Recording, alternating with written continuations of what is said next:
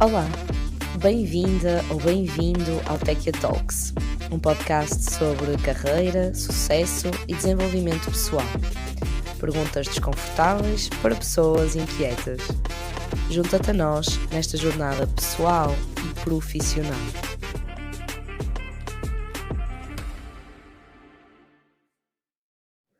Seja bem-vinda ou bem-vindo ao nosso Techia Talks, um podcast sobre carreira, sucesso e desenvolvimento pessoal, onde fazemos perguntas desconfortáveis para responder a pessoas inquietas. O meu nome é Mariana e eu sou a fundadora da Techia, que tem como missão ajudar-te a fazer do teu trabalho uma alavanca para a tua vida de sonho. Hoje vou ser eu a minha própria convidada, aproveitar que celebramos o episódio número 30 aqui no podcast e responder a perguntas mais profundas, algumas até pessoais, sobre a minha jornada. A equipa desafiou-me aqui a responder a perguntas inspiradas no programa Alta Definição, com o Daniel Oliveira, por isso, esperem para saber o que dizem os meus olhos no final. Espero que seja um episódio diferente, divertido para vocês e emocionante também, em que conhecem um lado não só profissional, mas também humano da pessoa que está deste lado. Então, sem mais demoras, vamos aqui à primeira pergunta do nosso Daniel Oliveira GPT. Então, o Daniel pergunta aqui: Mariana, o que é que te fez trocar a bata de laboratório pela adrenalina do código? Foi amor ou foi um acidente de percurso? Eu diria que no meu caso foi efetivamente um acidente. Um acidente mais ou menos planeado, portanto eu tinha estado a viajar durante uns longos meses pela Ásia, eu sabia que queria mais da minha carreira, eu sabia que queria mais da minha vida, mas eu não sabia exatamente o quê. E fiz aquilo que hoje muitos dos alunos que nós temos na Techia fazem, portanto fui pedir ajuda, fui falar com pessoas e fui entender o que é que podia ser aqui um próximo passo. E nesse percurso apareceu então alguém que me disse: olha Mariana, eu acho que tu devias trabalhar em tecnologia.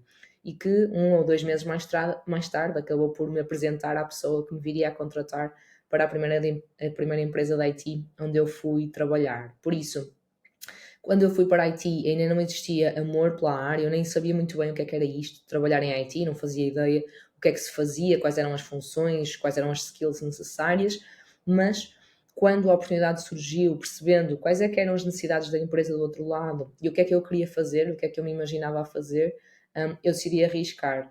E decidi arriscar com muita dúvida, ok? Não foi nada, é exatamente isto que eu quero fazer, tenho a certeza, vai ser espetacular. Não, muito pelo contrário.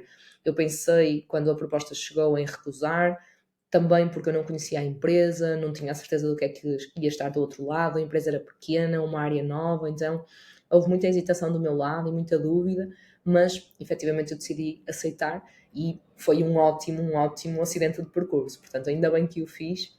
Olhando para trás, foi das melhores decisões que eu tomei na minha vida, optar aqui por esta adrenalina de trabalhar em tecnologia e largar a bata de laboratório, que eu nem sequer cheguei a trabalhar, não é? Ou seja, eu tirei a minha licenciatura em Biologia, exerci em vários laboratórios ao longo da minha licenciatura em estágios de voluntariado, mas nunca em contexto profissional sequer, ou seja, saí da licenciatura e já nem o quis fazer. Portanto, entrar em IT, diria que sim, foi mais um acidente de percurso do que um ato de amor, mas foi um excelente acidente de percurso.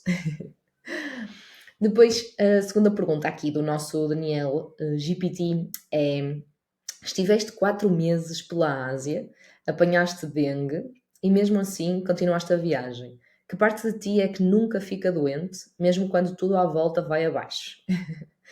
Então, estes 4 meses pela Ásia foram intensos e acabaram por terminar de uma forma um bocadinho mais complicada, em que tive 3 noites internada na Tailândia, no hospital de Krabi, com febre do dengue.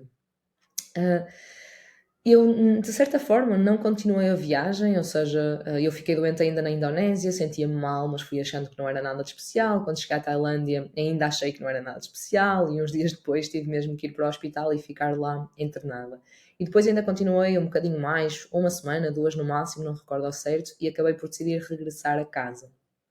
Fez sentido na altura, a minha sobrinha também estava prestes a nascer, assim podia desfrutar um bocadinho mais da gravidez da minha irmã, e portanto acho que foi a decisão certa.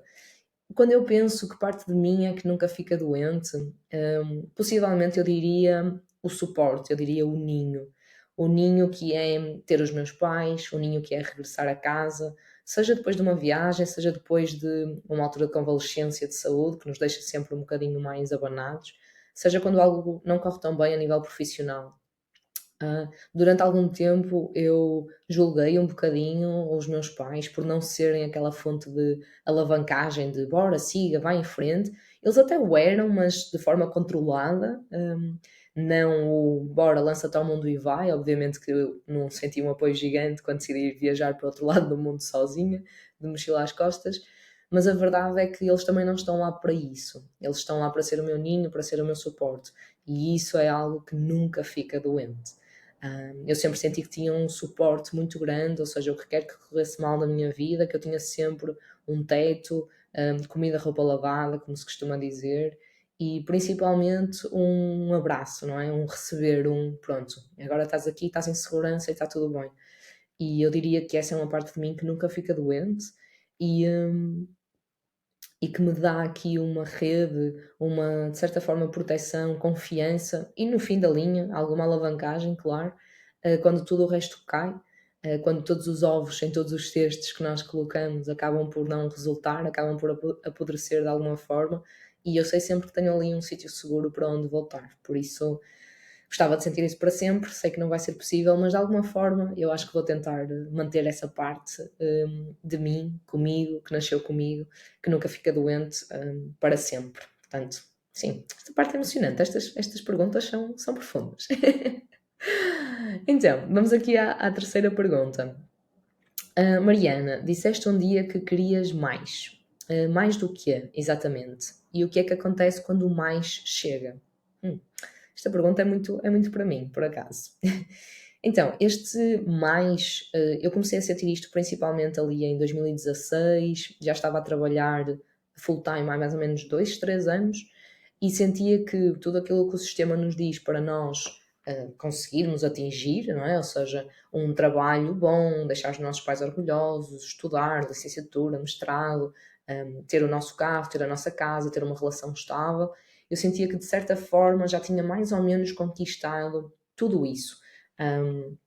Havia algumas coisas que podiam melhorar, obviamente, mas de certa forma à minha volta eu já tinha o início, a iniciação de cada uma dessas áreas, dessas categorias. Mas eu não me sentia extraordinariamente feliz, satisfeita ou entusiasmada com essa vivência no dia a dia. Sentia-me ali um bocadinho na roda dos ratos, como nós dizemos. Ainda não tinha a noção sequer do que isto era, mas eu sentia que a vida se estava a tornar muito, muito desinteressante. Ou seja, a casa estava orientada, eu tinha o meu carro, tinha uma relação longa estável, tinha um trabalho que os meus pais estavam super contentes, trabalhava na Sonai na altura, portanto para eles foi espetacular. E pronto, estava tudo mais ou menos controlado. Mas não havia assim nada que me entusiasmasse, que me fizesse mesmo ferver o sangue. E eu sempre precisei muito desta sensação de paixão, de estar apaixonada pela vida. Eu gosto de escrever assim, sentir mesmo, pá, eu estou cá, estou a fazer coisas que eu gosto, estou a aprender, estou a evoluir, estou a experimentar. Então, isso para mim é mesmo muito importante. E era esse mais que eu queria. Era perceber, além daquilo que o sistema te diz que tu deves ter e que se tiveres tu vais te sentir feliz, então eu já tenho e não me sinto feliz. Então tem que haver mais. Eu lembro-me na altura de falar com amigos, com família sobre isto, e as respostas que me davam eram extremamente aborrecidas, porque era tudo pessoas que estavam nesse registro, não é? Trabalho, casa, família, filhos, amigos, sim, alguns jantares, algumas viagens, mas tudo num registro muito tranquilo, nada de muito diferenciador. Então, esse mais era exatamente em descobrir mais sobre a Mariana, mais sobre aquilo que eu podia fazer, mas acima de tudo mais sobre o mundo, mais sobre o que é que o mundo tinha para oferecer, para experienciar, para descobrir. Eu diria que esse mais, de certa forma, nunca chega. Há alturas, muito poucas alturas da minha vida, em que eu me lembro de sentir: uau, estou bem, é exatamente isto, não quero mais nada. São alturas maravilhosas e há também que tentar fazer aqui um descer desta necessidade exaustiva de querer sempre mais e desfrutar do que temos. É algo que eu ainda estou a trabalhar, ok? O conceito aqui de high achiever, eu acho que explica muito bem porque é que existem perfis de pessoas que constantemente não se sentem satisfeitas. Eu acabo por me encaixar e identificar um bocadinho nesse perfil, mas esse perfil leva-nos a uma exaustão que é negativa, ou seja, o querer sempre mais continuamente, o não conseguir celebrar, o procurar o próximo objetivo, a próxima cenourinha, e isso eu já não me identifico com. Então eu estou a desenvolver aqui um trabalho comigo mesma para perceber, ok, o que é o próximo mais que eu quero atingir, e quando esse mais chega, eu dar a mim tempo, permissão para desfrutar desse mais, para celebrar. Olha, era isto que tu querias, conseguiste, estás aqui, desfruta e estar 100% presente. Coisas pequenas às vezes, eu quero dar mais tempo à minha família, ok, então se eu estou a almoçar com eles a um domingo eu vou estar 100% presente, eu não vou estar preocupada com o meu trabalho, eu não vou estar preocupada com o que vem aí na próxima semana, eu não vou estar preocupada em planear a minha próxima viagem, eu vou estar preocupada em desfrutar aquele momento com eles. E eu diria que isso é o que deve acontecer quando esse mais chega. Eu conseguir estar totalmente presente no sítio onde estou, com as pessoas com quem estou, no momento, na experiência que estou a vivenciar. É um work in progress, mas eu diria que tento agora dar um abraço a essa necessidade de mais e mais e dizer calma, agora é tempo de desfrutar e depois já podes ir à luta, mas não vamos estar em modo guerreiro sempre. Então, vamos aqui à nossa quarta pergunta. Fundaste a Téquia. Foi para ajudar os outros a encontrarem um caminho ou porque tu própria ainda o estavas a desenhar? Gostei muito. Esta pergunta está bem tricky, bem tricky. Então, eu diria que sim, que o meu próprio caminho eu ainda o estava a desenhar e ainda estou. Portanto, um bocadinho na lógica da pergunta anterior, isto há uma constante evolução, a nossa idade vai avançando, o que significa que as fases de vida que nós vamos vivendo também vão mudando, as pessoas que estão à nossa volta, o nosso contexto, o nosso trabalho, a forma como nós pensamos. Portanto, eu espero estar a desenhar o meu caminho para sempre, até morrer. Mas o meu objetivo inicial, quando fundei a Téquia de forma inocente, como eu costumo dizer, nunca pensei que isto viesse a tornar-se uma empresa per si, foi efetivamente aqui para, não diria até uma ajuda, mas abrir portas, pôr mais opções em cima da mesa às pessoas. Era uma altura em que eu já estava a trabalhar em IT há alguns anos, comecei a sentir-me desconfortável, uma certa vergonha em partilhar a minha realidade profissional, porque ouvia muita gente que estava descontente com o seu trabalho, com o salário, com a flexibilidade ou a falta dela, e eu sentia-me mal por partilhar a minha realidade. Portanto, eu sentia-me super bem na equipa em que estava, gostava da empresa, a empresa cuidava dos colaboradores, estava a receber já um salário que eu nem sequer tinha imaginado quando comecei a minha carreira que era possível. Portanto, eu já tinha ali tudo, entre aspas, o que se podia querer num trabalho. E de certa forma, isto deixa-nos desconfortáveis, porque faz-nos sentir quase: será que eu mereço isto tudo? Então aí a minha opção foi, ok, sim, eu consegui isto, eu não sou melhor do que ninguém, estas pessoas que eu tenho à minha frente também são bons profissionais, também são boas pessoas, então se calhar eu consigo pôr-lhes aqui algumas opções em cima da mesa que os vão ajudar a encontrarem também o caminho, a forma, os passos que os vão levar a esse objetivo a nível profissional. Então foi um bocadinho no desenho do meu caminho, até porque eu tinha-me despedido na altura da empresa para a qual trabalhava e ia viajar a full time, e foi aí que começou a Téquia. Eu costumo dizer que eu não queria ser uma inútil, então eu queria contribuir com algo positivo para a sociedade. Comecei a perceber-me desse gap, não é? Dessa distanciação entre um profissional bom, mas que não consegue obter retorno, e eu pensei, ok, por que não ajudar estas pessoas então a entrarem numa área que lhes vai dar esse retorno, que lhes vai dar essa valorização como tecnologia. Eu já tinha feito esse caminho, já sabia como fazê-lo, então vamos experimentar aqui ajudar as outras pessoas a fazê-lo também.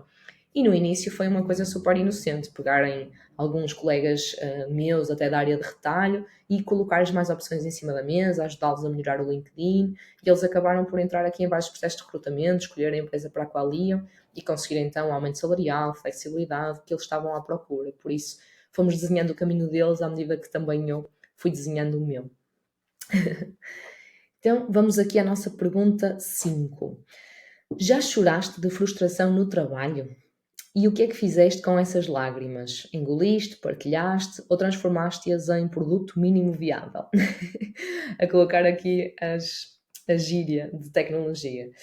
Então, claro que sim, claro que já chorei no trabalho. Já chorei no trabalho e já chorei fora do trabalho. Já chorei no trabalho por boas razões, já chorei no trabalho por más razões.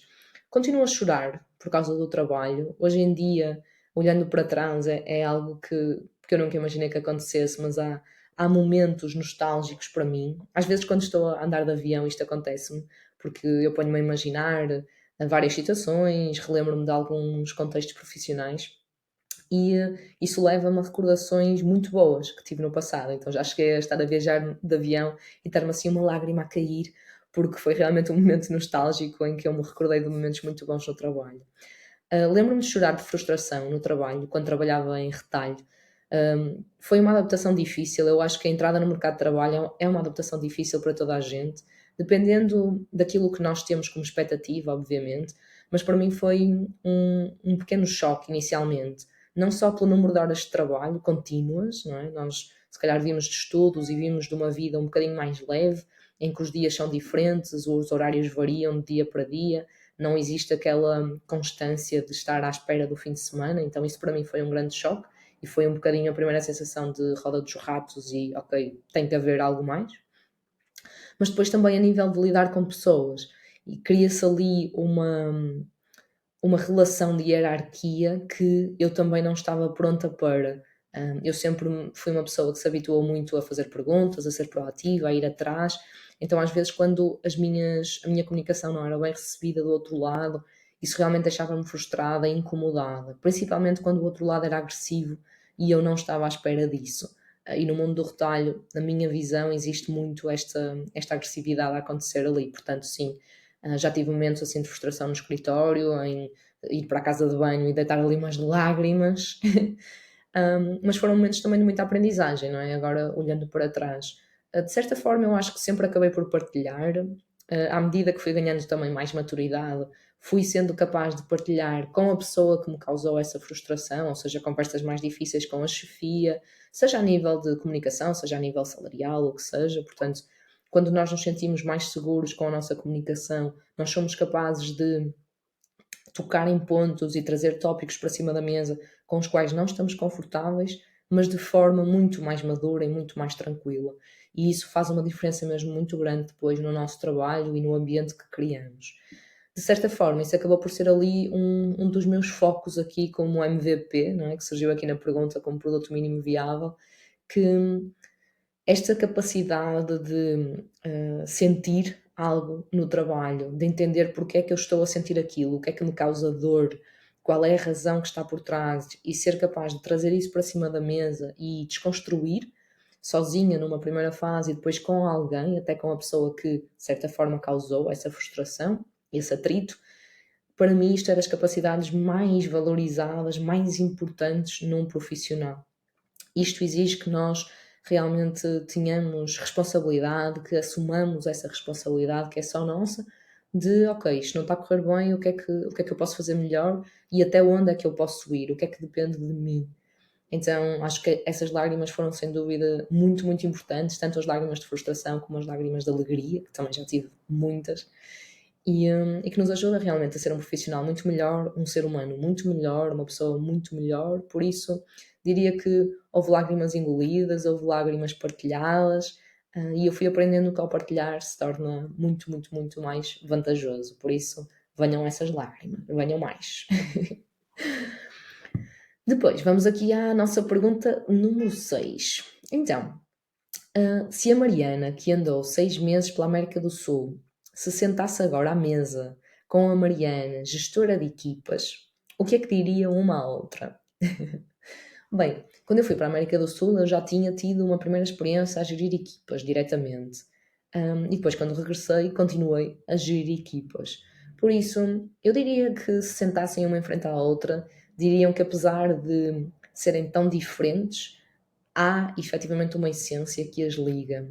A Mariana viajante de mochila às costas e que vai, quer tenha medo, quer não tenha, que vai descobrir o que é que existe em sítios que para algumas pessoas podem parecer tão irreais e perigosos como uma Colômbia, uma Bolívia, e que está lá e que se sente bem e que se sente confiante e que passa o seu dia a ter experiências novas, a falar com pessoas novas.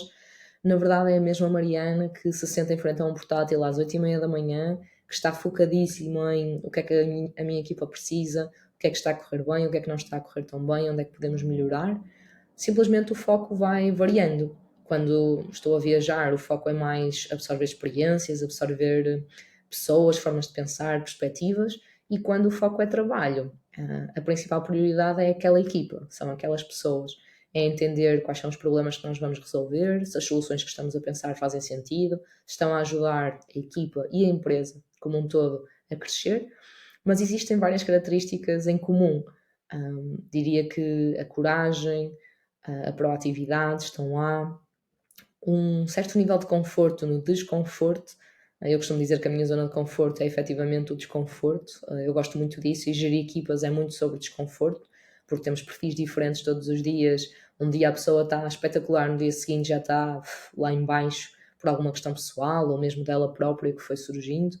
Então há muitas características em comum com esta Mariana backpacker, América do Sul durante 6 meses, e esta Mariana que chefia equipas e que as ajuda a chegarem ali à sua high performance, a entregar mais, melhor e mais rápido.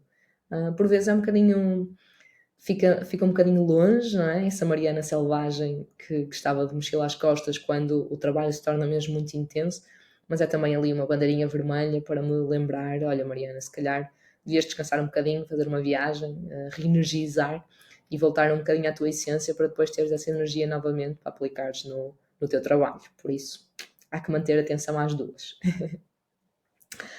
Sétima pergunta. Como é que se lidera uma equipa quando, lá no fundo, ainda estamos a tentar liderar a nossa própria vida? Muito bem, excelente.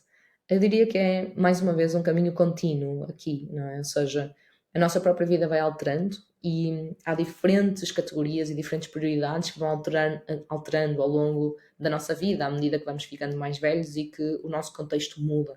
Uma coisa é sermos adolescentes, outra coisa é sermos jovens adultos, entrar no mercado de trabalho, tornar-me adulto, começar a construir uma relação, começar a construir uma família, ter que cuidar de alguma forma dos meus pais. Portanto, nós vamos tendo sempre equipas, vamos tendo sempre contextos, pessoas à nossa volta que são diferentes e vamos tentar liderar ao máximo a nossa vida à medida que vamos liderando depois estes pequenos pontinhos. Então, liderar uma equipa também é deixar-nos ser vulneráveis, também é assumir aquilo que nós não sabemos e aquilo que nós não temos a certeza. Existe hoje em dia aqui uma grande tendência para descartar a responsabilidade, ou seja, se eu estou doente, eu descarto a responsabilidade no médico, se eu tenho os meus filhos na escola, eu descarto essa responsabilidade para a escola, e no nosso trabalho isso muitas vezes também acontece. Então, quando nós não sabemos alguma coisa ou não conseguimos resolver, às vezes a nossa tendência é ficar frustrado e até delegar, isso não tem a ver comigo. Eu nunca fiz isso em relação à minha vida, na minha perspectiva, ou seja, se há alguma coisa que não está bem, eu tenho a noção que eu sou a responsável por fazer algo melhor, e às vezes fazer algo melhor é cortar com tudo o que tenho e ir à procura de novas perspectivas. E quando se lidera uma equipa, eu aplico muitas vezes a mesma lógica. Existe ali um grupo de pessoas que têm que trabalhar em conjunto para o mesmo foco. Normalmente eu retrato isto a nível visual como um barquinho no meio do mar. Temos ali 5 ou 6 pessoas que são a equipa e têm todos que remar para a mesma ilha, porque senão vão afundar. Não dá para remar um mais do que outro porque vai se cansar e depois vamos ficar a meio, ok? Vamos morrer na praia, como se costuma dizer. Então, como é que, tanto na vida como nesta equipa, eu e eles também vamos liderar para garantir que esse barco chegue a bom porto e chegamos ali à mesma ilha, ok? Então eu diria que aplico muito aqui aquilo que eu vou ter que adaptar, compreender o que é que está a funcionar, o que é que não está a funcionar, rever, trazer novas estratégias, novos planos, novas ideias, novas experiências e assumir sempre que ninguém sabe tudo. Isto é muito importante, esta humildade, esta abertura para estar errado. Então, detectamos um problema, eu até posso ter uma solução, vamos falar em equipa se isto faz sentido, se não fizer, o que é que outra estratégia que podemos aplicar, se fizer, ok, vamos experimentar, mas somos nós como equipa que vamos experimentar. Não existe aqui um apontar de dedo e nunca um feedback negativo pessoal. Isto é muito importante e é algo que em IT se ensina e que eu valorizo mesmo muito, que é o feedback é sobre o trabalho e não sobre a pessoa. Então, se há alguma coisa que não corre bem, até mesmo nesta camada de liderança, ok, vamos assumir que se calhar a estratégia, o método de comunicação não foi o melhor. Não foi a pessoa, foi o método ali de trabalho, as formas de trabalhar que falharam. E portanto, se nós conseguirmos fazer aqui um detach dessa parte torna-se muito mais fácil fazer essa liderança, ter essa humildade, essa capacidade de readaptar sempre que é preciso. Por isso, acho que todos nós vamos, a cada momento, tentar sempre liderar a nossa própria vida, com informação limitada, sabendo que há algumas coisas que não vão correr como planear, a maioria, na verdade, e portanto o mesmo se aplica quando vamos liderar uma equipa. Nem tudo vai sair perfeito, nem toda a gente vai gostar, nem toda a gente se vai dar da mesma forma, vamos ter que adaptar. Oitava pergunta. Diz-me uma coisa, quando alguém te diz não tenho experiência, mas quero mudar para tech, tu vês medo ou vês potencial? Então, o que eu vejo em primeiro lugar é uma intenção e uma expectativa, ok? Que na verdade isto tem aqui algum potencial por trás.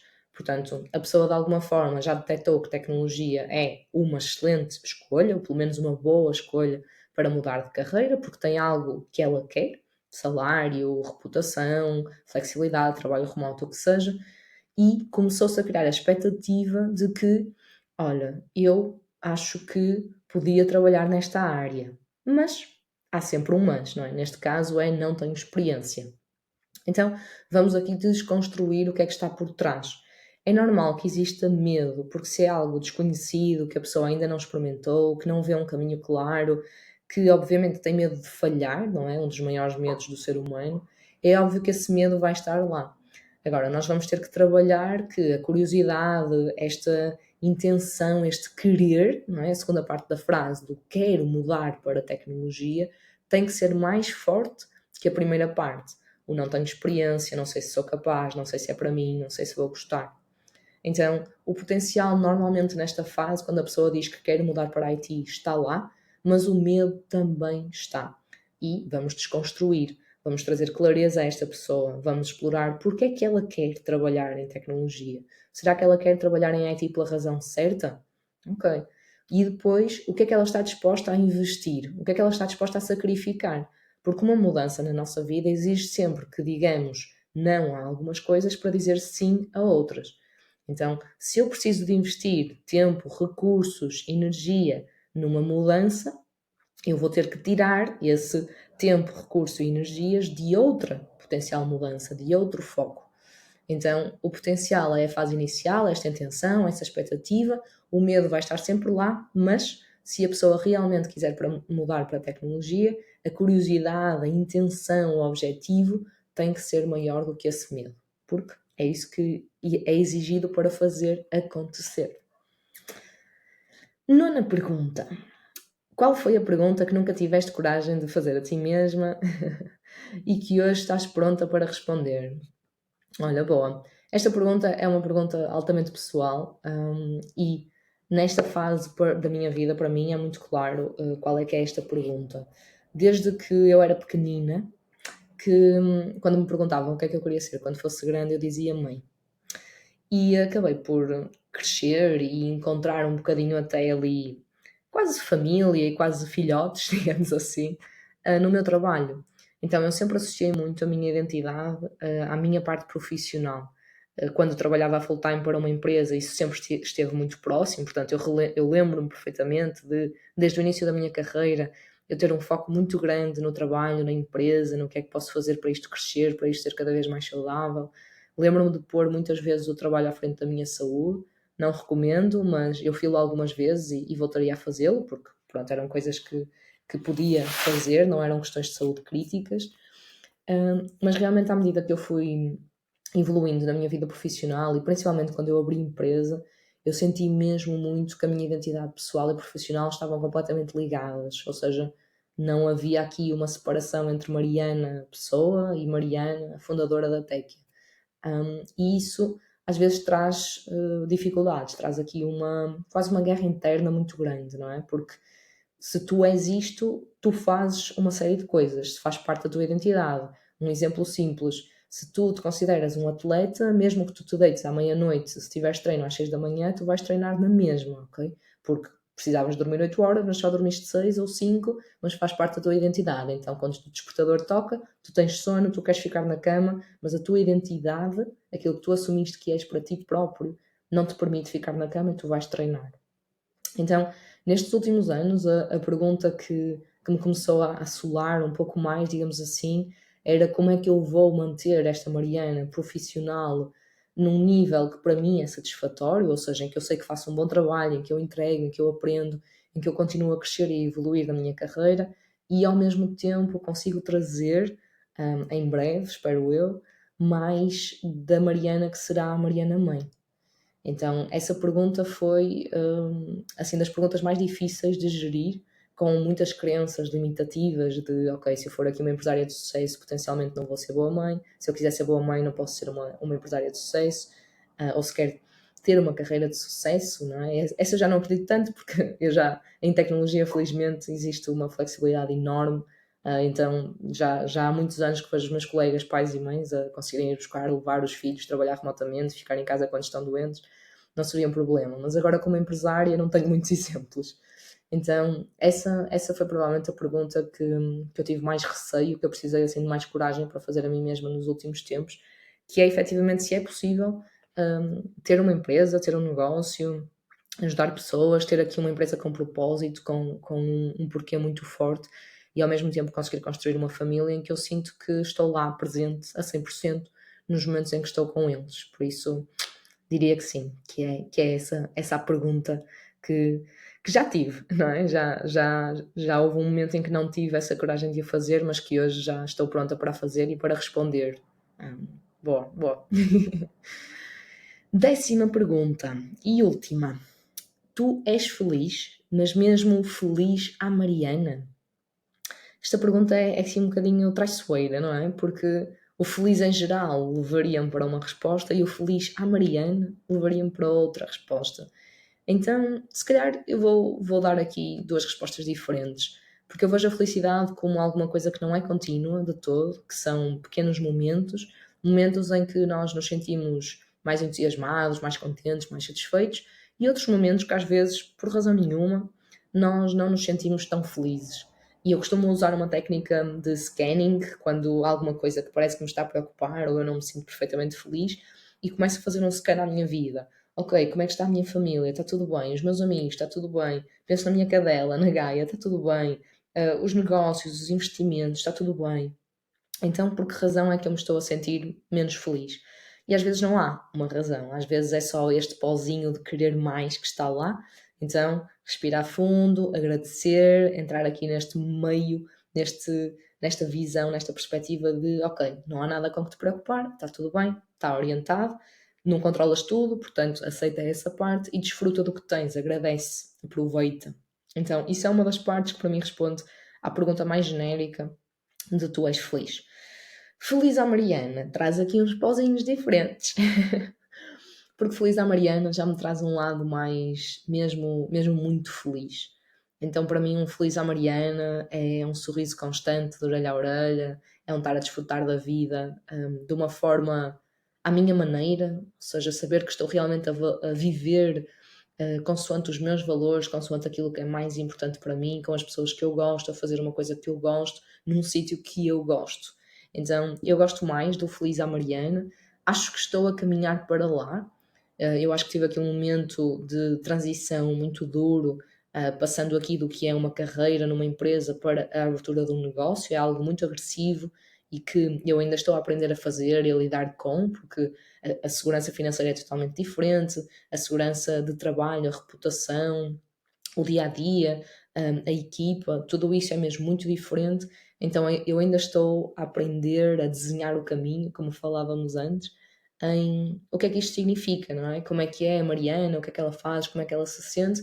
Agora, como empresária, na área aqui da tecnologia, a orientar pessoas na sua carreira, a gravar podcasts, a falar com pessoas, a ir a eventos, a palestrar, porque demora tempo até nós conseguirmos estabelecer aqui uma nova identidade e olhar para nós de outra forma. Por exemplo, um dos exercícios super poderosos que eu fiz numa das últimas formações em que estive presente foi definir o que é a Mariana aos 40. Então, isso para mim é algo muito, muito importante. Eu ter uma visão clara do que é a Mariana aos 40 anos, feliz, satisfeita, que olha à sua volta e gosta das pessoas que tem ali, gosta daquilo que faz do seu trabalho, sente-se bem, segura, amada, é capaz de amar, é capaz de ser vulnerável também. Portanto, ao longo da nossa vida, eu diria que isto vai evoluindo e aquilo que é ser feliz hoje não é aquilo que é ser feliz amanhã. Então, para ser aqui feliz à Mariana, eu diria que estou no caminho. Há momentos de extrema felicidade, há momentos de mais insatisfação, mas diria que isso vai haver sempre. E assim encerramos aqui as nossas perguntas do nosso Daniel Oliveira GPT, ok? Malta, espero que tenham gostado, espero que este episódio tenha sido divertido, que vos tenha levado aqui a explorarem alguns pontos vossos também, alguns pontos mais humanos vossos, de questões, intenções, sonhos também que vocês tenham tido ao longo da vossa vida e que potencialmente estejam aí escondidinhos no fundo. A vida é um contínuo desenho, um contínuo caminho que nós vamos traçando passo a passo, em diferentes fases, com diferentes pessoas, com diferentes contextos. Por isso, espero que tenha sido aí um episódio inspirador. Se tiverem mais perguntas que gostavam que eu respondesse, aqui estaremos para receber as vossas perguntas. Um beijinho grande, boa semana e vemo-nos no próximo episódio.